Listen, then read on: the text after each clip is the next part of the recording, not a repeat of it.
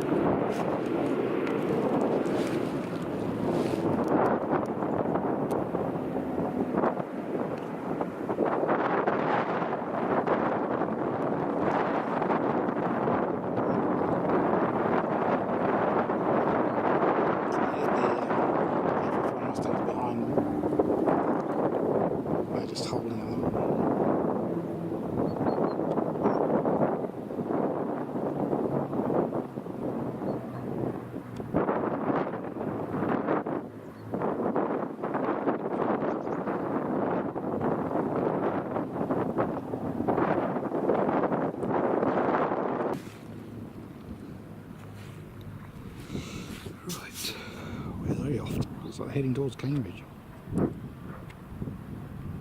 Down a long way out.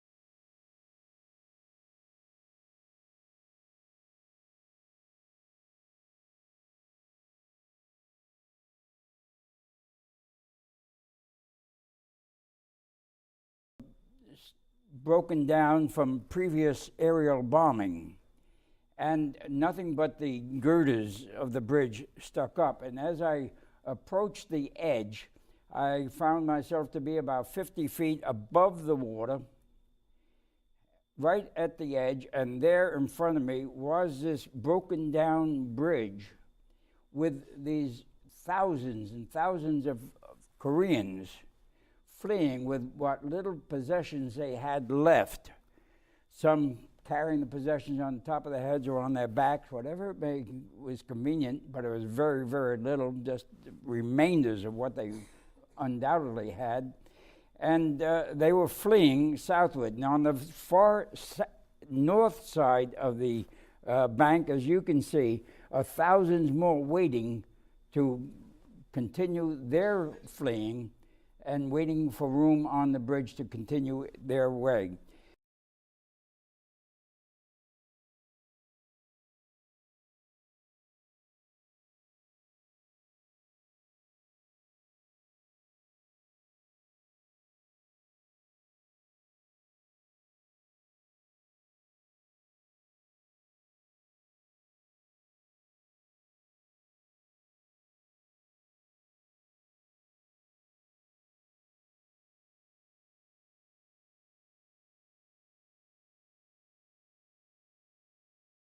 What has turned Bright's legacy from that of a larger-than-life football player to the face of a social movement. On one of the game's first few plays, Bright handed the ball off to a teammate and spun around to watch the result of the play. That's when he was met by the large forearm of A&M tackle Wilbank Smith.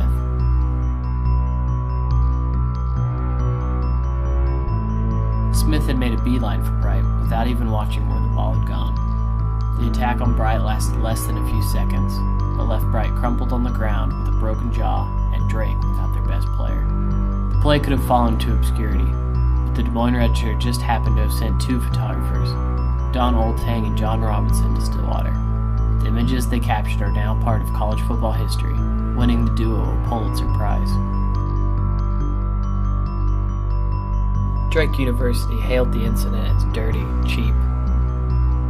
Photos made the cover of Life magazine and the front page of the New York Times.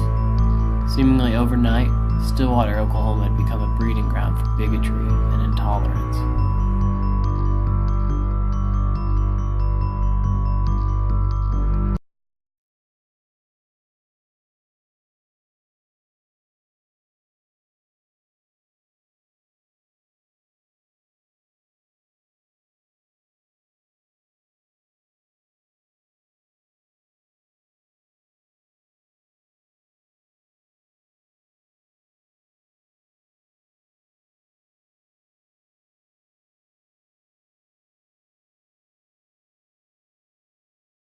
The Stevenson Kefauver Campaign Committee presentation, Peace is Nonpartisan.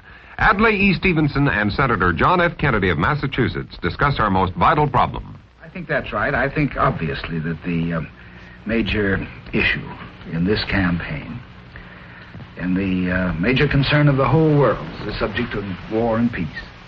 And clearly, everyone, whatever his politics, agrees that peace is must be the goal of America and of our generation. So the point, Jack, is not ends. We're all in favor of the same ends, which are peace. The real point is the means of getting there. Yes, Governor, I think that obviously with the development of atomic and hydrogen weapons, that war as a successful means of prosecuting policy has been eliminated, so that therefore the central problem of all of us is to develop policies which will protect the security of the country without war and which will check the advance of the communists. Old MacDonald had a farm back in 31. Conditions filled him with alarm back in 31. Not a chick here or a moo cow there, just broken down farmland everywhere. And Farmer Mac doesn't want to go back to the days when there wasn't a moo or quack, to the days of 1931 when he didn't have bread when the day was done. Farmer Mac knows what to do. Election day of 52, gonna go out with everyone in the USA to vote for Adlai Stevenson to keep his farm this way. With a vote here and a vote there and a vote for Stevenson everywhere. For if it's good for Mac, you see, it's good for you and it's good for me. All America loves that farm. Vote Stevenson today. I'd rather have a man with a hole in his shoe than a hole in everything he says. I'd rather have a man who knows what to do when he gets to be the prez. I love the governor of Illinois. He is the gov that brings the dove of peace and joy. When Illinois, the GOP double-crossed, he is the one who told all the crooks, get lost. Adlai, love you madly. And what you did for your own great state, you're gonna do for the rest of the 48. Didn't know much about him before he came. 2,156,000 to Governor Stevenson's 1,967,000, but Governor Stevenson is leading in electoral votes. He's leading in 13 states with a total of 195 electoral votes. General Eisenhower leading in 22 states with a total of 188 electoral votes. Let's find out how the situation is going on the congressional races now. For that story, over to Doug Edwards.